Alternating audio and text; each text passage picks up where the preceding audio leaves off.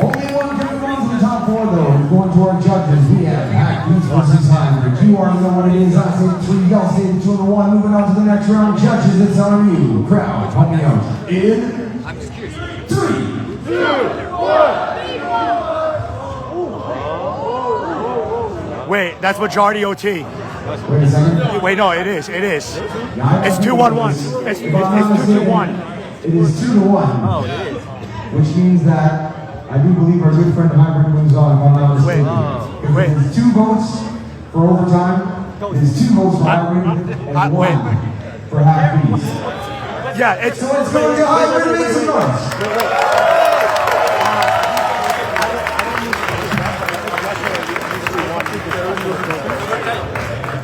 Time out. This is why we have people to go and make sure to keep me honest. Yesterday we had a group discussion. We believe in democracy. I'm looking at the judges for this. Did we discuss and say that there was a 2-2-1 that was going to overtime? Or was it decided that the 2-2-1 means that We were there for the conversation, right? Yeah. This is an interesting conversation. Like, I'm not tripping. What is it that we decided? We need 3 to go and do that. And it was 2 to 1 if you take away those overtime votes. Collectively, as an audience, collectively, I'm not sure exactly. Yes. I've done a lot in the past few days. Please bear with me by saying this. I'll just be very honest with you. Perhaps I don't remember exactly what was said in that conversation. Collectively, I'm pretty sure we. what is the vote? Are we saying is it overtime if it's 2-2-1? Or are we saying that it's hybrid victory? Please don't hurt me. Judges, you gotta help with this. We collectively gotta make this decision. Yeah, so. The 2 overtimes are taken out and it's a 2-1, no? Yes, correct. That's the way I think it should be. Yeah, that's the exact situation we talked about. Yeah, this is the exact same. I thought we made a decision that would go to OT. We all talked about it. What are we talking about? So in the. Alright, so can I get the mic? Yo, the story goes. Give him on If the you know stage. how the story goes, we're gonna just like, tell us the story. Alright. Important. Come on. Is that okay? Yeah, come on. Again.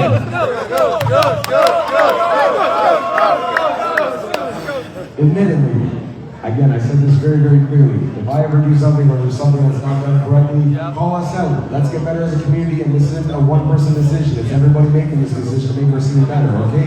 So what did we talk about yesterday? Tell us. Alright, so just for context, on Friday we were having a sound check and then Scott Jackson asked the competitors what movies they would like to go to. We went with the rule of majority OT, which means if the majority of people vote OT, regardless of how many judges vote for either beatboxers, it would go to OT. We then, as competitors, had a conversation about what would happen in the very specific situation of 2-2-1. If you know the history of the 2-2-1 result, sometimes the beatboxer with 2 votes wins, sometimes it goes to overtime. In Great North, historically, it has gone to overtime, but of course every competition is different. Once again, BBK number 1, Owner Beats number 2. Judges, it's on you. I say the 3, y'all say the 2 and the 1. Who's moving on to the next round? 3!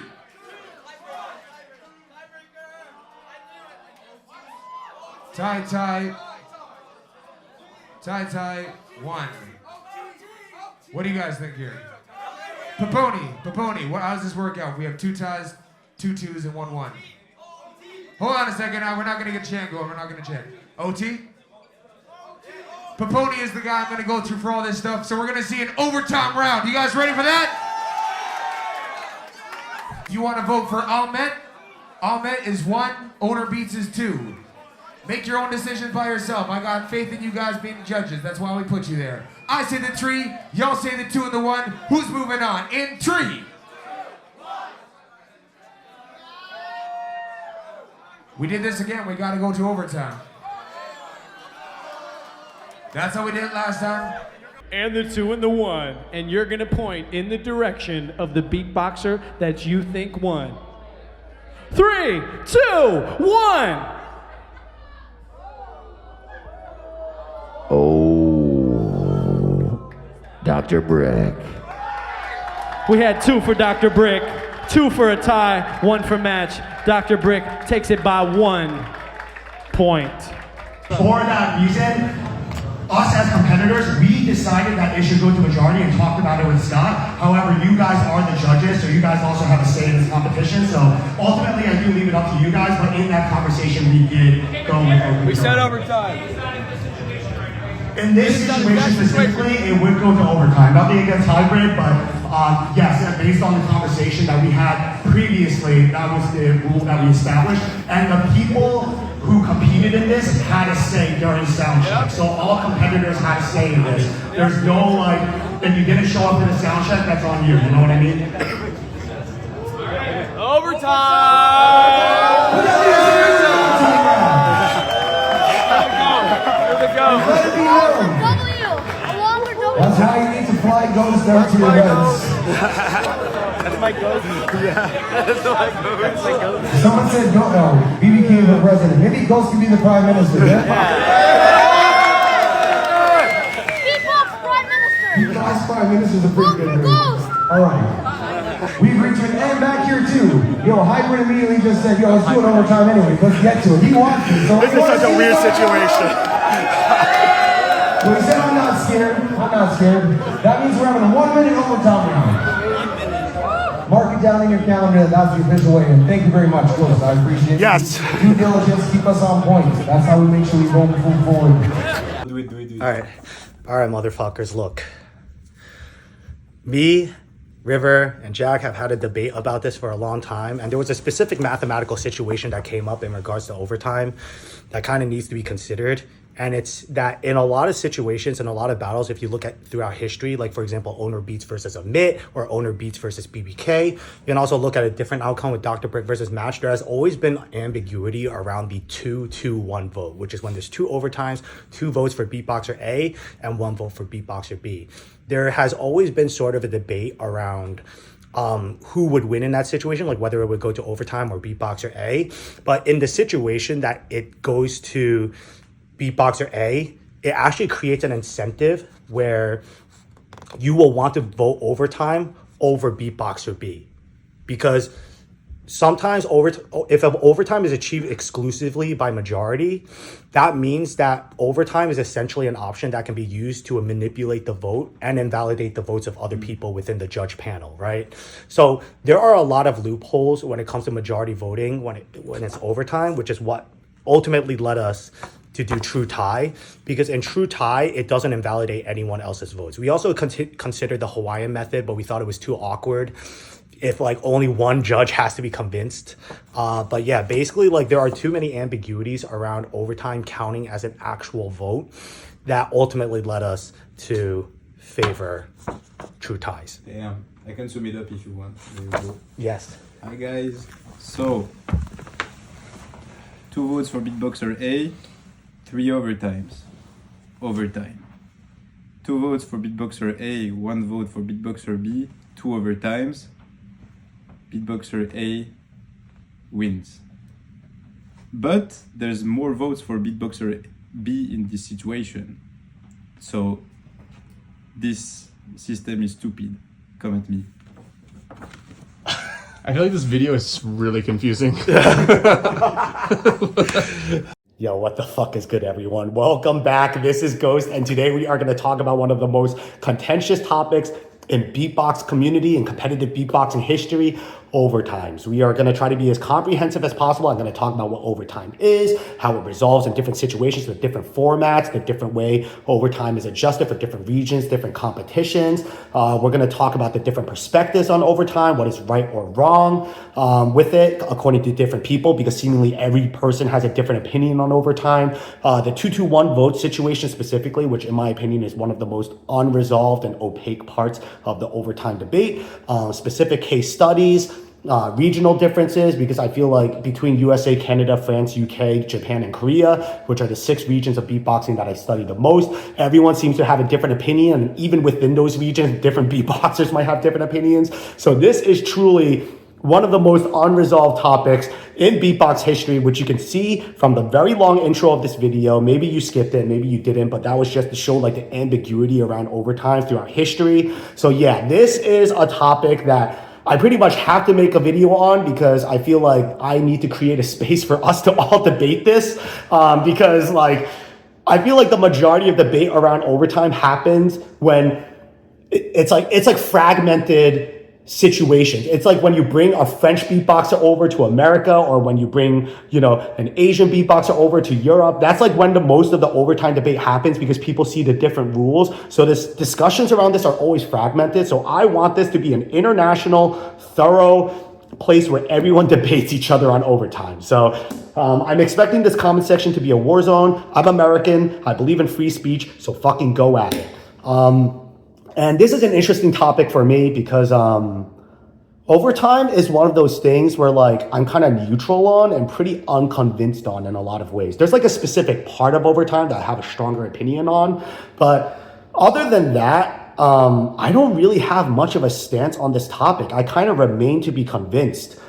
In other topics when it comes to beatboxing, as you guys might know, I have very strong opinions on things, but this topic, I'm willing to hear out different people's perspectives. So if you do have one of those perspectives, I encourage you to go into the comments, leave your argument, leave your anecdotes, leave your, whatever opinions you want to engage on. And I'd be very happy to read them, because maybe there's something I haven't heard yet in terms of argumentation. Maybe there's something that you guys know that might really convince me. So I really encourage this to be like an open-ended, kind of seminarish discussion. I don't mean to sound like a fucking literature teacher, but this is a topic that I'm very open on. So in that way, I'm very excited, because I feel like this is an opportunity for me to form my opinions. And if I'm solid enough on this opinion, maybe I'll tell other people, hey, you should do this. I don't know. All right, so let's get started. What is overtime, for those of you who do not know what overtime is? So in beatbox battles, usually beatboxer A battles beatboxer B, or maybe it's a tag team battling another tag team crew, another crew, whatever. It's usually some sort of one-on-one situation. When the battle is over, judges vote. They will either vote this way for beatboxer A, this way for beatboxer B, or you should do this. I fucking hate like when people do this. That's like fucking like so confusing. Like this shit. Like how the fuck am I supposed to know if that's an overtime or if you're voting for A? I've been seeing that a lot recently. I just wanted to rant about that as an aside. And there's a third option called overtime, which you do by doing an X, or if you have like the scorecards that say like 1 and 2, there's usually a blank scorecard that indicates overtime. So what happens in an overtime? Basically, if enough people vote overtime in different situations, like it's a different amount of overtimes based on the format of the overtime vote, then it would go to a round where each beatboxer or each beatboxing party actually has to beatbox more to convince the judges and give them more information so they can make a more solid and convinced vote. You vote overtime when you think the battle is close enough that you cannot make a rigid decision on the battle. Like you think the battle is so close that the margin of difference is not something that you could work off of, and then you need to like create another round of beatboxing so that you can create more certainty. And it only goes to overtime if enough judges vote for overtime, depending on the format of the overtime vote. In team battling, it resolves a little bit differently, but it's still pretty similar. Basically in team battles, like for example, Lock Cup 2013, if someone votes overtime, then basically both teams get an equal amount of points or 0 points. It basically doesn't affect the point differential at all. So that is how overtime votes work in like team battles, like for example, in 8v8. So I will go through the majority of formats now. So there are primarily 2 formats of overtime. One we call majority, and one we call true tie. In majority situation, what will happen is, let's say there are 3 overtime votes and 2 votes for beatboxer A. In this situation, it would go to overtime. Why? Because the majority of the votes are overtime. So it outrules the 2 votes that went to beatboxer A, and then an overtime round starts. Sorry, I'm a little bit sick. Beatbox flu bullshit. Fuck suck. All right. And then true tie. What is true tie? Let's say the same situation happens. 3 OT votes and then 2 votes for beatboxer A. In a true tie situation, beatboxer A would win. Why? Because the vote favors beatboxer A overall. It would only go to overtime in the situation where the point difference is 0. So for example, if there's 2 votes for Beatboxer A and 3 overtime, it does not go to overtime because Beatboxer A has a favorable vote, right? But if you switch one of those Beatboxer A votes to Beatboxer B, so for example, 1 vote for A, 1 vote for B, and then 3 votes for OT, or you could do like 2 votes for A, 2 votes for B, and then 1 OT, then it would go to overtime. It only happens in the situation where there is truly a tie without a point difference. There is also a specific situation I want to talk about, which is how voting resolutions work in overtime. So sometimes when you're judging overtime, you are supposed to judge completely by the overtime alone, right? So forget about what happened previously. Once the overtime round starts, you judge only on the overtime, and that is how it gets resolved. There are also some rule sets in overtime where when you go into overtime, the beatboxers that voted A in the first part stick with A, and the beatboxers that voted with B in the first part stick with B, because they already came to their decision without needing the overtime. So for that reason, the overtime round will only help the judges that voted overtime to cast their final vote. So this is a very big difference in how voting resolution with overtime works. I don't know which one you guys think better. I think it kind of works either way, to be honest. But yeah, there are different ways overtime is resolved based on that ruling specifically as well.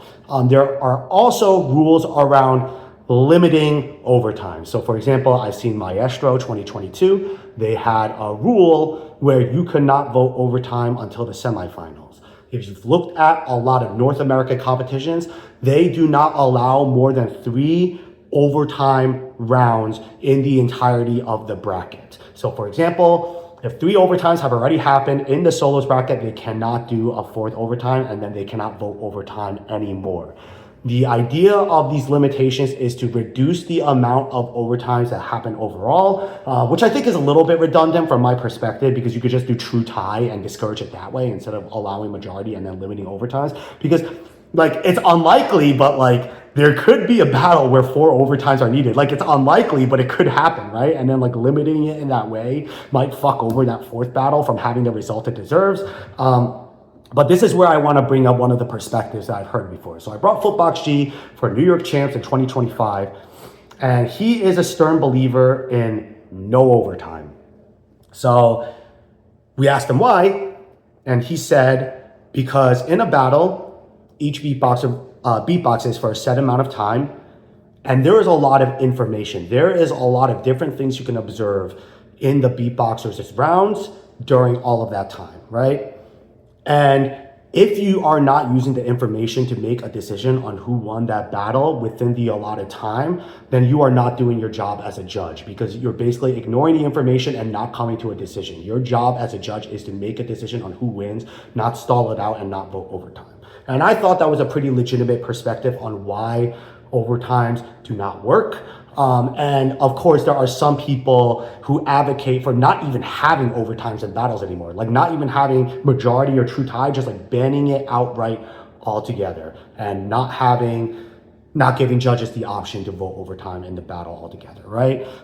There is also the perspective of logistics. Now, overtime, obviously these are shorter rounds, but they, the events usually run behind, they usually run on a tight schedule. So if you're allowing overtime, from the perspective of an organizer, it does delay the event quite a bit if a lot of overtimes happen, and you're like kind of like pushing it further back and further back, especially because like sound check usually takes a long time. So you start behind, maybe a showcase runs on too late. Maybe there's like a tech issue that causes a delay. So overtimes do also cause like a little bit of a logistical issue. That's also something I wanted to point out. And something else that makes people not like overtimes is that it punishes competitors. So when a beatboxer enters an overtime, that usually means they went into a very intense battle where they battled extremely well, and then basically their reward is getting punished by going into an overtime round where they have to use more of their material, which will ultimately punish them moving into the further rounds because they have to use their better beats to win this overtime earlier in the bracket. So in a way, it punishes the competitors by forcing them to use more material. And of course, repetition and material diversity is one of those things that we judge on throughout a bracket rather than in a singular battle. So that is something that could affect a lot of competitors throughout a competition. But why do people do overtime? let's be real. It is fucking hype as fuck when it happens. It is so hype when people vote overtime, especially in the situation of a true tie and it's truly a tie.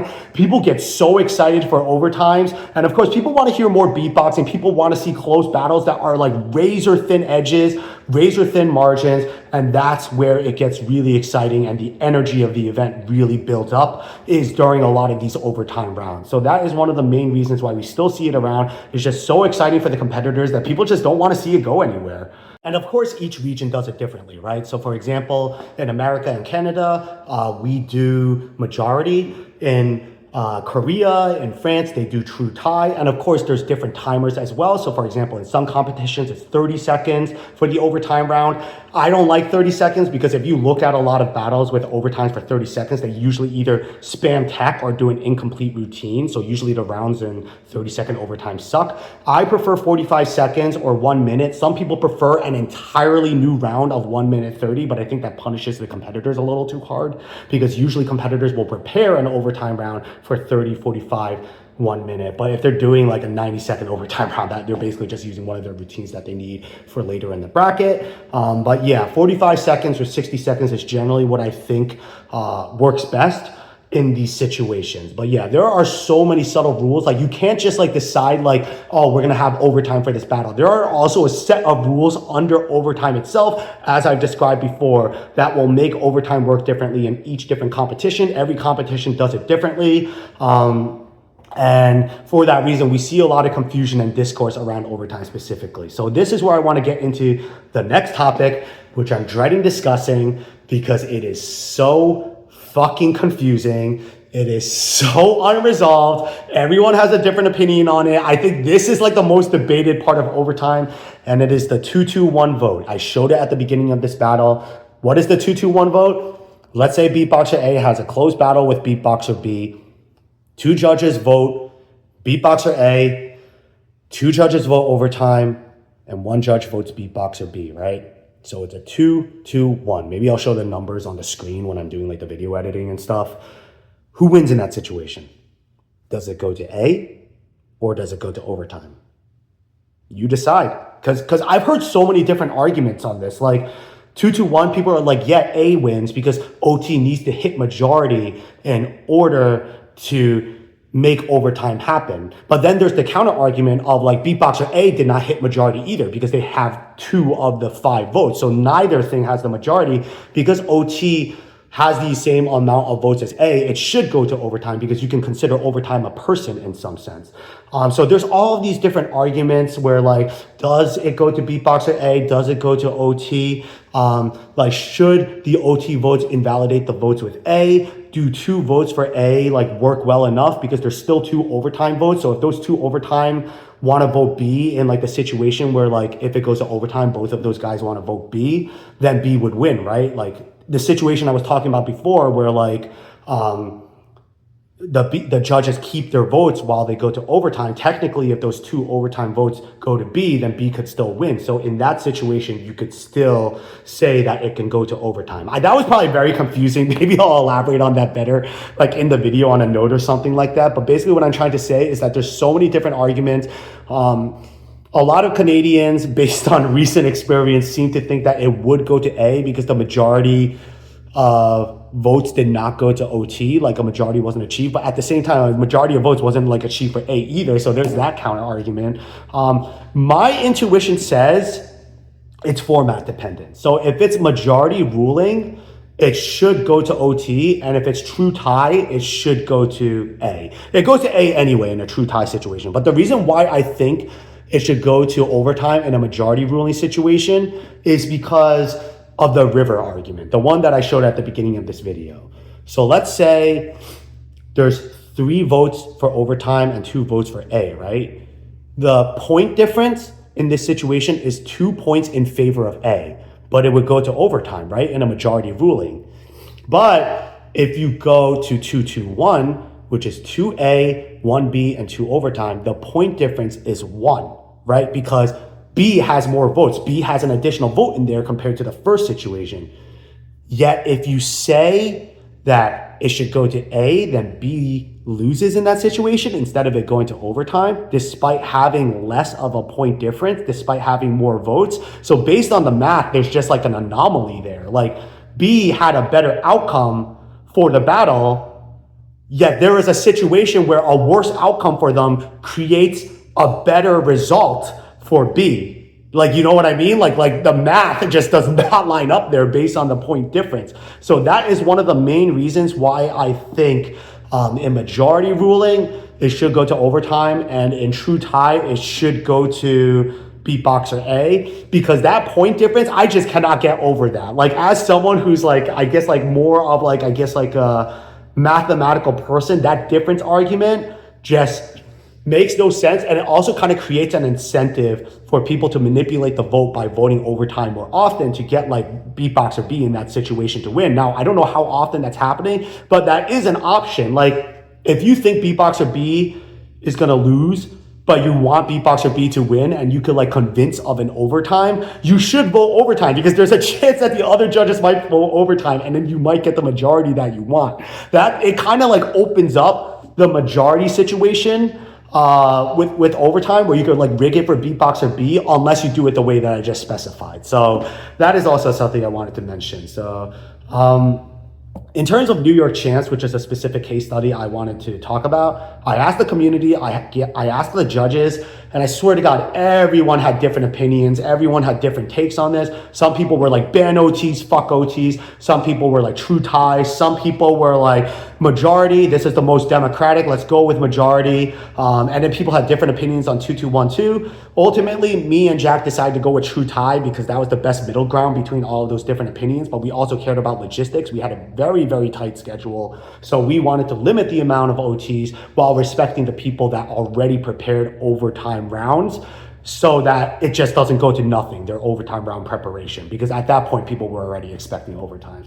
And we decided to do 45 seconds because that was, you know, the rule set that has been popular recently in America. We just think that's a good time, 45 seconds or 1 minute. In the case of Great North, I think it's often 1 minute in the previous competitions throughout the years.